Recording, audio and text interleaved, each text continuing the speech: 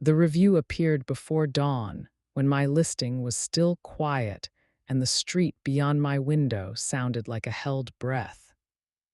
The app lit my face in a cool wash and showed a stranger's name. No photo, no history, just a line posted against my little house for everyone to see. It said, "Don't use the spare room." I read it twice with dry eyes and then a third time because it felt like the kind of instruction you do not ignore. The sentence sat there clean as a blade. No stars, no compliment about the linens, no complaint about parking. A command. I set my phone on the counter and listened to my house as if it might answer. The refrigerator hummed steady and unbothered. Leaves ticked the window. I tried to think through it. No one had checked out last night. No one was due until evening. A review should be anchored to a stay. I searched the profile. It linked to nothing. I took a screenshot because evidence feels like a small defense when you live alone and rent rooms to people who arrive after dark and leave before sunrise. I wrote a message to the platform and to the account, the way you do when you want to appear calm. I asked if there had been a mistake. I asked who they were. I told myself it was a prank, and then I looked at the words again and thought about the room at the end of the hall with its made bed and folded blanket, the soft lamp with the amber shade that I used when I read old books on the edge of the mattress. Don't use the spare room. It did not say why. Around breakfast, the daylight made the walls look a little thinner, as if paint could not keep out a sentence. I opened the spare room door and stood in the doorway. The air smelled faintly of laundry soap from the sheets I'd washed the day before. I ran my knuckles along the doorframe and felt the nick where a delivery driver had knocked the first week I listed the place.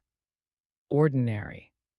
I closed the door and then, remembering the words again, I opened it a second time and left it that way, because there was a superstition inside me that said ignoring a warning is worse than misunderstanding it. My phone buzzed. The platform replied with a template about community guidelines, written as if no human had read what I sent. The account did not answer. I went on with my day and kept the door open and tried not to look down the hall every time I passed the kitchen. In the late afternoon, I vacuumed tracks into the spare room carpet, then stood on the threshold and told myself I was being ridiculous. I touched the lamp and felt its cool metal neck under my fingers. I turned it on and the amber shade softened the corners. It looked like a room you could trust. When evening came and the sky turned the color of dishwater, I visited the listing page again. The review was still pinned there, unsmiling. Under it, the reservation for a guest checking in that night held a name and a friendly greeting. The profile photo was a woman on a hiking trail with sun on her shoulders. I put fresh towels on the bed, the way I always do, and went to meet the night with the door still open. Before I turned in, I read the line one more time. It weighted like a sentence you say to yourself when you need to test whether you are still alone. I promised I would not sleep in that room. The promise felt too small. Behind the amber shade, the empty bed did not look empty at all. The guest messaged in the evening, saying she would arrive late because traffic made the drive very slow. Her words were careful, the kind a nightly host learns to trust. I sent the front door code and the usual notes about the coffee, the tower fan, and how the closet in the spare room sometimes sticks if you pull too softly. I paused before typing that last detail. Don't use the spare room, the review had said. I told myself it was just a prank and changing my note would mean I believed it. I made tea and walked down the hall. The entry camera was already tilted so it wouldn't look into bedrooms. It's a rule repeated so often it becomes a habit. No cameras in sleeping areas, none near bathrooms, none aimed at beds. I kept mine pointed at the front door and the hall, a quick side view, not a stare. I checked the motion alerts and set the sound to a soft chime. I put my phone face down on the kitchen counter to charge, another habit. When the tea cooled, I carried it toward my room. At the spare room door, I stopped again. The open door framed the neat bed like a picture. I turned the lamp on, then off, then on again, as if that could make me feel in control. I plugged in a small amber night light at the doorway, the kind you forget about unless the power blinks. I told myself it was for the guest to help her find the bathroom. I told myself it wasn't about superstition. The hallway faded to a deep gray as night settled outside. Near midnight, there was a knock, light but firm. The entry camera recorded it. The mic always listens for steps and knocks, and later it adds a timestamp. I opened the door to a thin person in a hat, pulling a bag with worn wheels. Her face was in shadow under the porch light. Her voice matched the messages. She thanked me for the late code. She said she was tired, the drive had been long. I quickly showed her the kitchen and pointed down the hall. She glanced at the open spare room door. She looked at the amber light and gave a small, relieved smile. "I'll be quiet," she said. She rolled her bag into the room and set it by the bed. Her shoulders were a little hunched, like she was trying to take up less space. When she closed the door, a weight lifted from my chest and settled somewhere else. In my own room, I read a few pages and listened as the house grew quiet. The wind died down. The refrigerator hummed. A car went by. From the sound of the tires, it seemed old. Over all of that, one line kept repeating, "Don't use the spare room." I thought about her voice and the way she moved, like someone used to avoiding attention. I turned out my light and stared at the ceiling for a long time, telling myself light can draw a line in the dark and make it behave. The amber night light in the hall made a small border against the dark. I slept with the door mostly closed, leaving a small gap for air, an old habit, a human thing. The phone in the kitchen lay face down, buzzing now and then with quiet alerts, unseen and unheard. I didn't think to change that because habits feel safe until they don't. The first vibration that mattered came when the Ior had slipped past the center of the night. My phone would later show a note from the hallway camera at 3:14 in the morning, a label that said "person detected." I did not hear the chime because my phone lay face down and I had set the chime to gentle. The footage began with the spare room door, a rectangle of darker dark within the deeper gray. The door opened without a sound.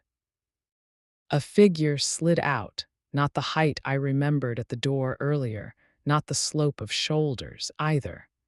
A different way of moving, deliberate and smooth, like someone keeping time with their breath. I did not know any of that then. What I knew was the sensation of waking for no reason, the way you surface from sleep as if the air above the bed has thinned. I opened my eyes and saw the strip of hall through my mostly closed door and the small amber glow at the threshold. A shadow eased across it, paused, and then retreated out of sight. A heartbeat later, it came back, nearer this time, shaped into the outline of a person who stood with bare feet at the border of light and darkness and stared through the inch of my door. The nightlight put a copper edge on ankle bone and the curl of toes. I did not move.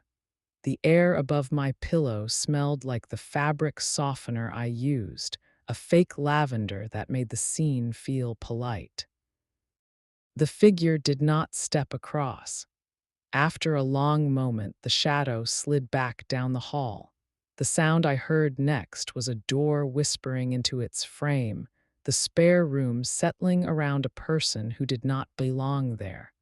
I lay there and tried to count my breaths and failed.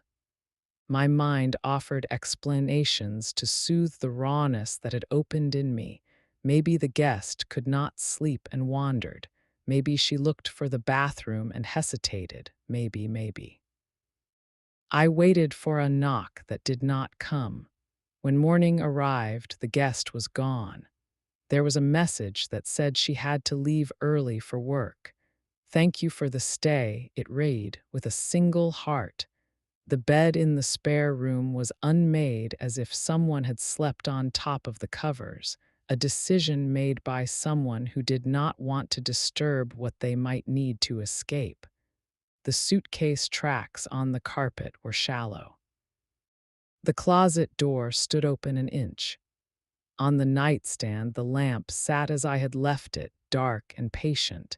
In the kitchen, my phone showed the note I had not heard. The short clip shimmered into life.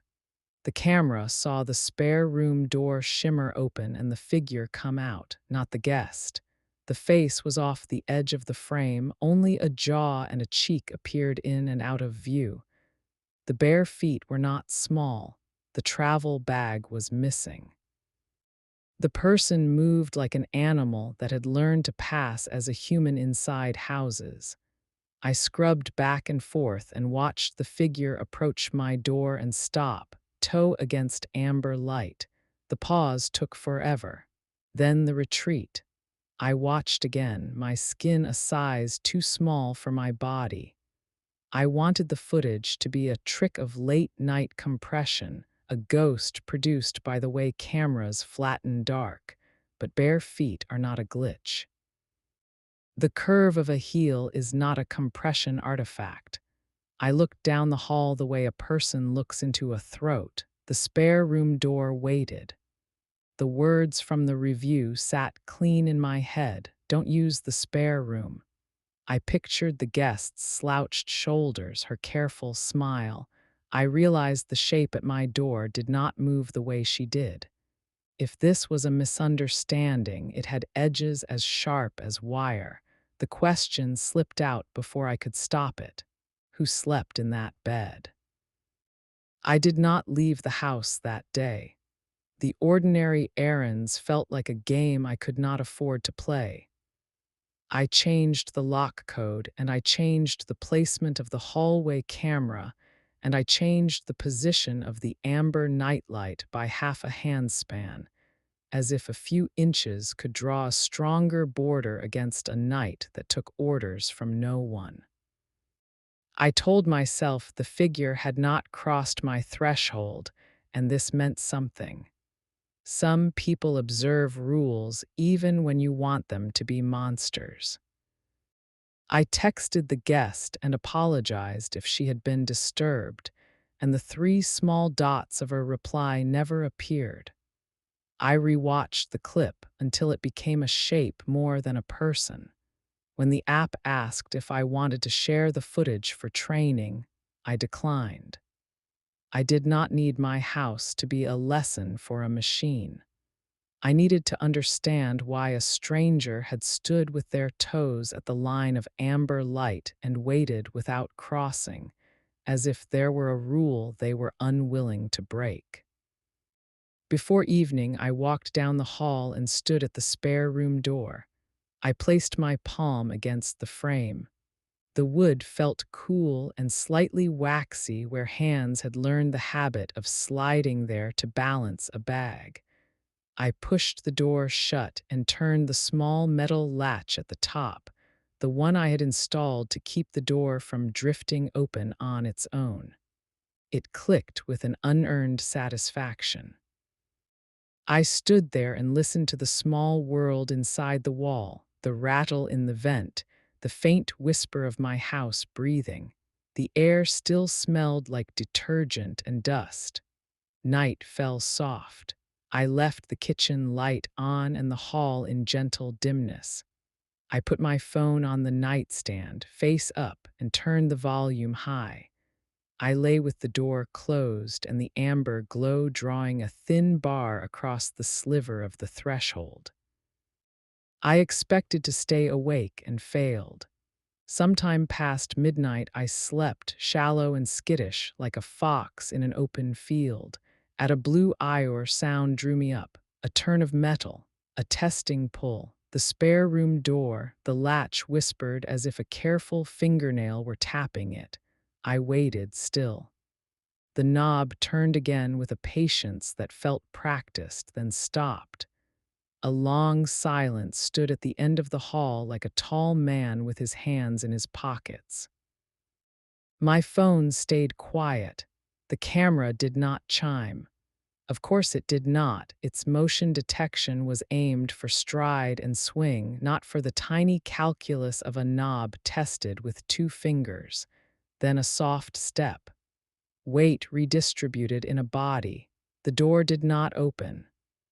The next sounds were the muted tread of someone moving back toward the kitchen, the rustle at the front door, the patience of a person who will not force what is closed.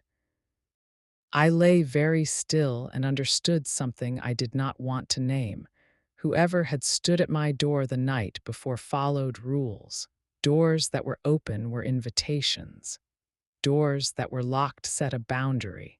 They would wait for different conditions rather than break a line.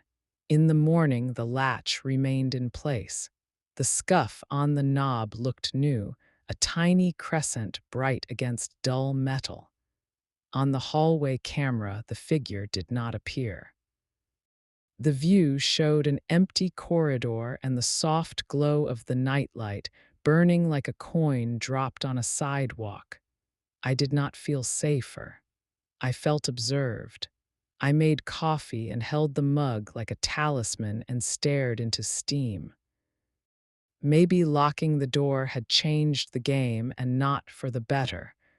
A person who will not force a door is a person who plans around other people's politeness. Don't use the spare room. The sentence rearranged itself in my head. Don't use it. Leave it for me. The day had the color of an old bruise when a neighbor from 3 houses up stopped at my gate. She looked down my hall as if she expected to see shadows waiting in the doorway. She had rented for a season the year before and knew the rhythms of a house that relies on strangers. I told her carefully what had happened and watched understanding harden on her face. She took out her phone, scrolled through a long thread, and showed me a screenshot from a local host group I had never joined. The image was a review. The words were the same, "Don't use the spare room." I felt the hollow in my stomach deepen. The thread told stories of small things that, when piled together, changed the shape of a life. A door found ajar after a host swore she had closed it. A stack of towels folded in a tower that no one in that house made. A nightlight that was on when the hosts did not own one. The comments argued about pranksters and platform glitches and kids with too much time. A smaller set of comments formed a seam of steel under the rest. They spoke of footsteps that stopped at bedrooms but never crossed. They spoke of the second night. "First night is mapping," my neighbor said, not looking at me. "Second night is for whatever they want to do." I asked if anyone had called the police.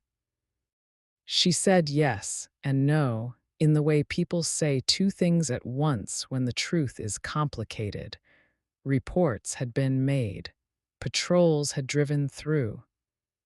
Advice had been given about lights left on and doors left shut and cameras pointed where you are allowed to point them. She showed me a line in the thread where a host said she had moved to her sister's on the second night and returned to find a spare room window screen eased out and set against the wall. I kept my hand on the counter as she talked. The kitchen felt too clean for the images her words painted.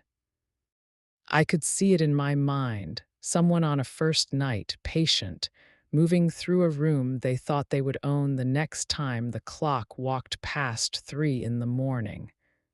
The room became a staging area, the bed a decoy, the closet a place to listen. We talked in low voices about what to do that evening. We talked about waiting until morning. We talked about not being foolish. Each sentence fell into a larger shape I did not yet want to name. When she left, she touched my wrist briefly, and I understood that I had already made a choice and it had a price. I rearranged the spare room until it looked like a place someone would not choose to rest. I opened the closet doors. I pulled the bed away from the wall.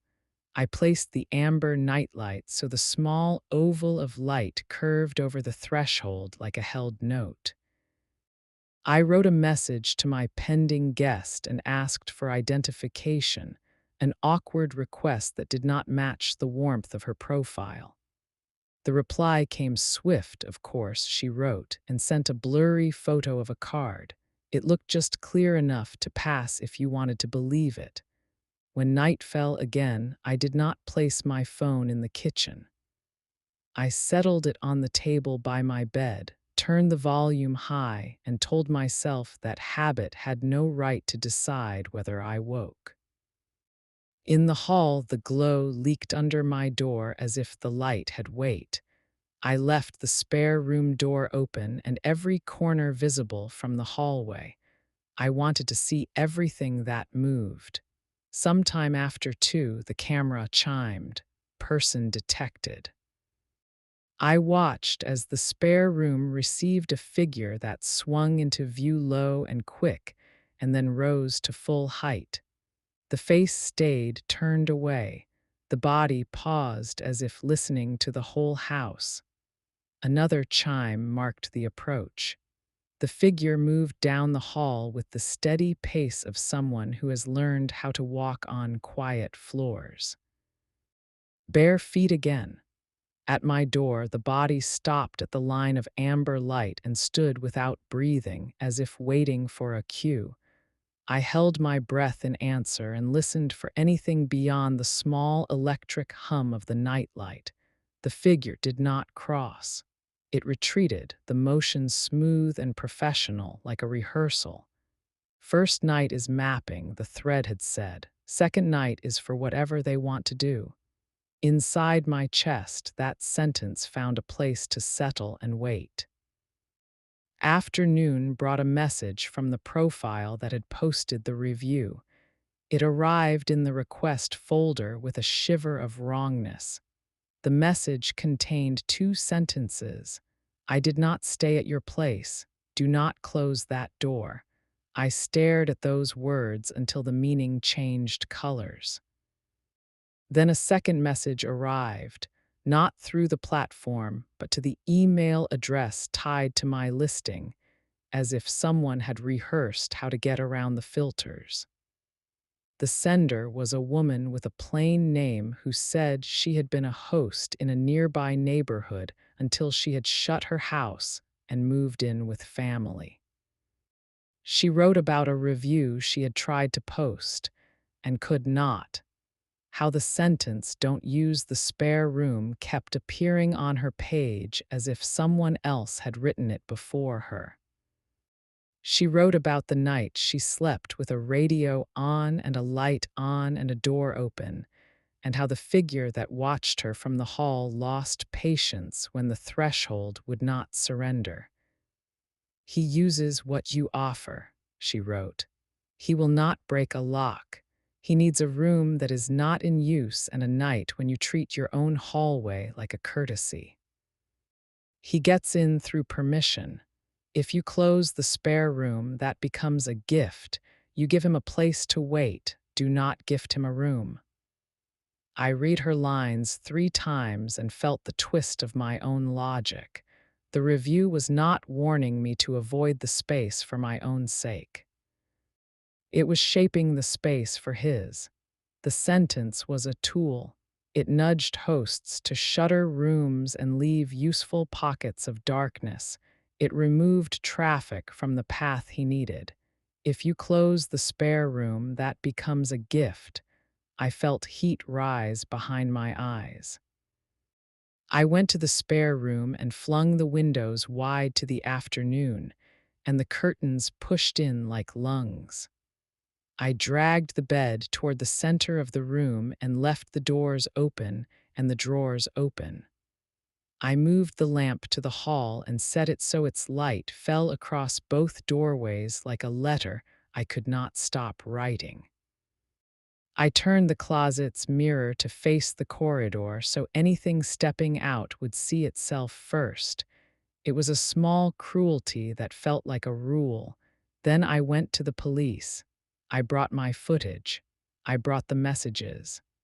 I brought the screenshot of the review and the email from the former host. The detective who took it all in had a face like a careful door. She did not promise anything she could not deliver. She asked me if I would be home that night and the next. She asked me if I could keep the hallway as it was, lit and visible.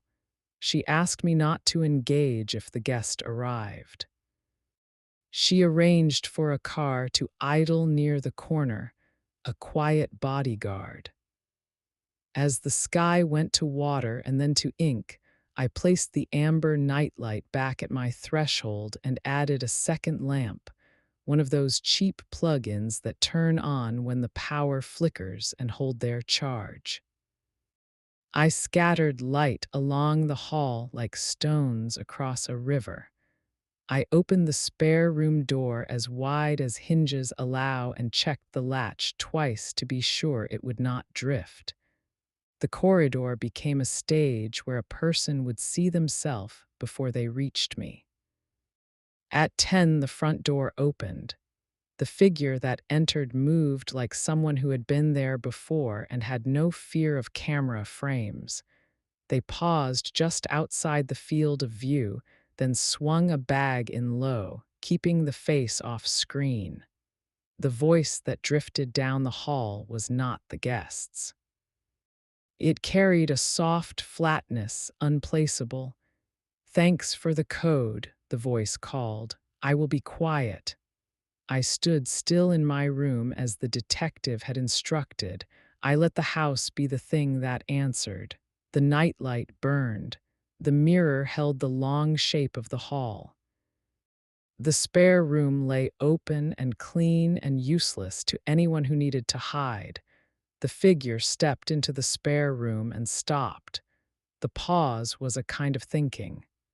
When they came out, they came slower, a hand touching the amber lamp as if measuring its heat. Down the hall, the figure paused at my threshold, and this time the waiting felt like the coil before a spring snaps. I heard the faintest inhalation, as if someone were lifting a cloth to their face to test how tightly they would press it the next time, and my body took on a kind of cold I had not known before. The mirror caught the figure's cheekbone and the curve of a mouth. The mouth did not smile, the eyes did not blink. A low sound slipped into the space between us, like someone calming themselves before they stepped across a line. The light did not waver. A second night was beginning to keep its promise. The detective's car idled somewhere past the hedges, its existence marked by a reminder on my phone that said simply call when movement begins. I wanted to anchor what was happening in a timetable with clean edges. Instead, the night stretched and folded according to someone else's steps. The figure retreated down the hall as if their body remembered a choreography. In the kitchen, a cupboard opened, the quiet tick of wood against wood. Water ran for a measured moment. A drawer slid. The life of a house inhaled and exhaled around a person who did not belong to it. The phone vibrated again. Person detected.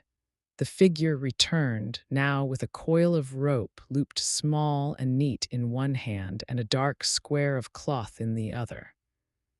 The cloth moved in the soft air the way a sleeping animal does in a dream. I understood the smell I had noticed in the spare room earlier and had not named, a sweet chemical note, faint and stubborn, like the echo of a solvent. The figure stopped at the light again, toes against the thin line of glow. My breath made a sound I did not recognize as mine. The detective had told me about thresholds without using the word. If you can keep the light steady, she had said, they will hesitate. You are giving them a choice they do not like. She had spoken as if she knew this from somewhere beyond a training, maybe from other doorways, maybe from other nights that refused to end. The voice in the hall tried a new tactic. Could you turn off the light? It asked, soft, reasonable, shaped to fit the ears of someone who still wanted to be polite within their own home. It shines under your door. Politeness was the net he counted on. He wanted invited darkness. I called the detective in a whisper. She told me to stall with silence. She told me to keep the light. She told me help was coming on foot, not just idling. The figure waited, rope held like a second spine, cloth folded between fingers. Then, as if a clock inside them had struck, they moved away again, back down the hall, and the kitchen's low light cut across the floor. The front door clicked, then opened, then closed. Silence landed in the house in a way that made me trust it even less. The detective texted, unit at door, "Stay where you are." A soft knock answered that message. Not at my bedroom, but at the spare room, as if the house itself were being asked to hand over a person. No one replied. The knock came once more, and then a voice, "Housekeeping," it said, a terrible little joke in a voice that did not care if it was funny. The amber light hummed. The spare room door remained open, its usefulness removed. I saw then what I had not wanted to name, and the second rule clicked into place as cleanly as the latch the night before. First night to map, second night to act. The detective would put those words in a report soon. I carried them as a weight I could not put down. The figure returned after a long loop I could not track. They had changed into softer clothes. The rope and cloth remained. They approached the line of amber light with the deliberation of someone testing a fence. A small muscle in the cheek pulsed. The rope made a shadow on the floor like the outline of an animal. The cloth hung like a pocket knight. The unit at the front door moved, a shift of presence rather than a sound. The figure seemed to feel it, turned slightly, listening. In that turn, their face caught the edge of the mirror. For the first time, I saw something clear, not the woman from the profile photo, but a thin-faced man with an expression like a blank receipt, the kind of face a camera forgets. He made a choice then. He leaned into the edge of light and did not cross. He wanted me to turn it off for him. The next move, when it came, tasted like metal. The power flickered just once and then held, a hiccup that nudged every appliance into a little restart. The amber nightlight shone steady because I had chosen the kind that holds onto light like a stubborn child. The hall lamps held their line. In the foyer, the camera winked off and on with a small click. Somewhere near the breaker box, a hand withdrew from a switch and reconsidered. He texted from the guest profile. The friendly woman from the hiking trail now reduced to a sentence that had been robbed of its voice. "Could you please turn off the hallway lamp? I cannot sleep." The politeness crawled like an insect over my skin. I did not reply. A second message: "I am sensitive to light." Behind that, another: "Are you awake?" He needed me to cooperate with my own interruption. The third rule revealed itself under the words like the grain in wood under your palm. He would not cross a lit threshold. He could stand with his toes pressed to the edge of light and watch me breathe. He could wait there all night. He could try to shape me into switching off the little border I had built. He could not step over it while it burned. I texted the detective instead. "He is trying to get me to turn it off." She answered with a short line that felt like a hand on the back of my neck. "Do not." We are closer than the car now. The house listened. He shifted his weight. He changed tactics. In the kitchen, a drawer sighed open. A length of tape came free with a sound that made my mouth fill with saliva. He paced. He returned to the line of light and stood so still I wondered if he had left until the rope's shadow moved again. Another message arrived that made my breath stop. It was not from the guest account.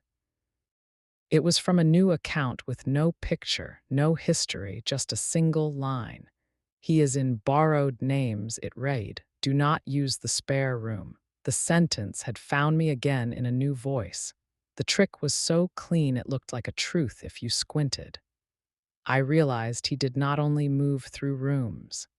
He moved through names the way some men move through doors, taking what is left unlocked. Down the hall he crouched, bringing his face level with the nightlight. The amber glow made his eyes look pale. He raised the cloth to his nose for a second, a rehearsal of courage, and lowered it again. He turned his head toward the front of the house and listened.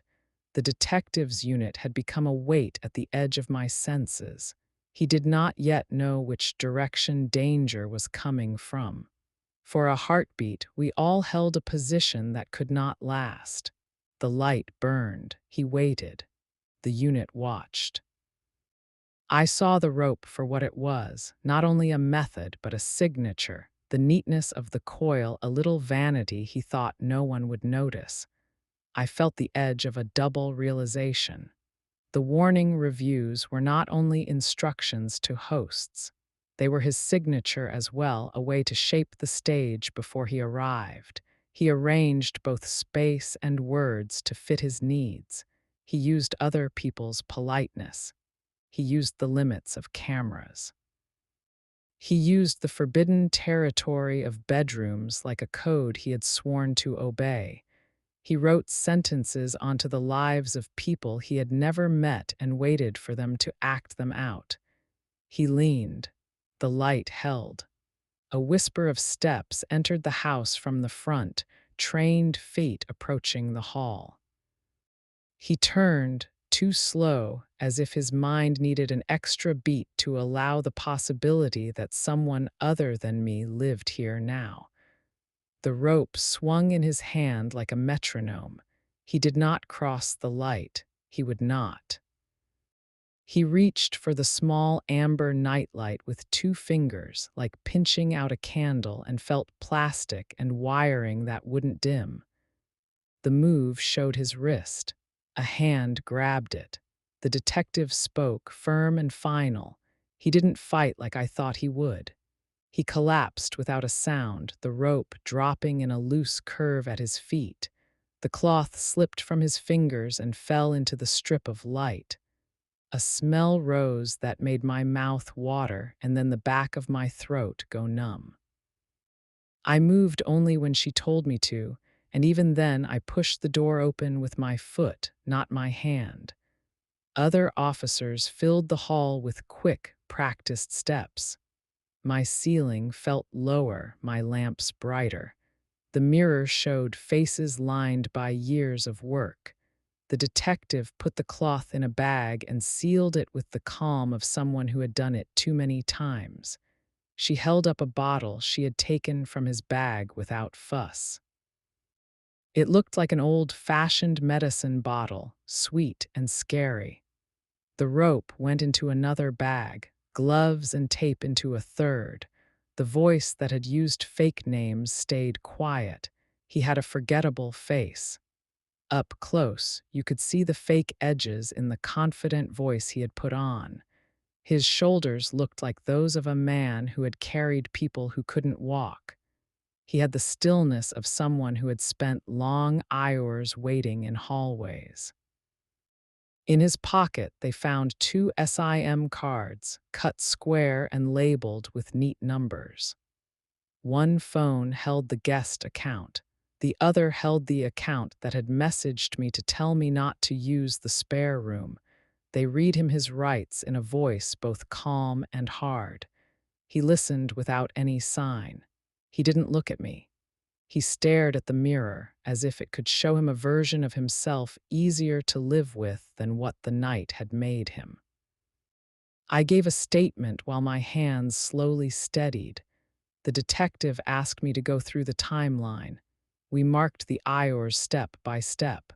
First night and second night, open door and shut door, the light and the line it drew. Her notes were clear. She didn't waste words. In the days after, other hosts reached out. The thread turned into a channel, then a flood.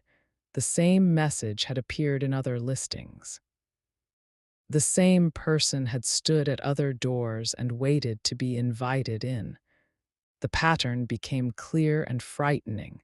He followed 3 rules. He came only if invited and never broke a lock. He scouted the first night and acted the second. He never crossed a bright doorway.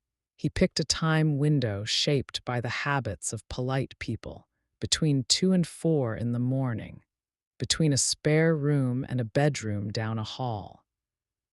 In a blind spot made by house rules and manners, no cameras allowed there, and politeness makes people place their phones face down. After the officers left, I stood at the edge where the amber light had made a small, safe circle and stared at the faint mark the cloth left on the floor. The night was just a night again. The refrigerator hummed. Leaves tapped the window. The house seemed to breathe. I unplugged the nightlight and plugged it back in, not because I needed it, but because I wanted to see its steady light one more time.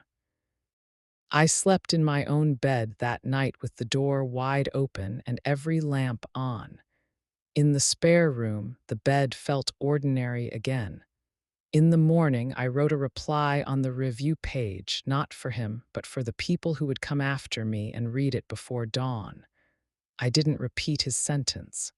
I wrote a different one in plain words. Use the spare room, use it loudly, use it with the lights on. The amber nightlight stayed on.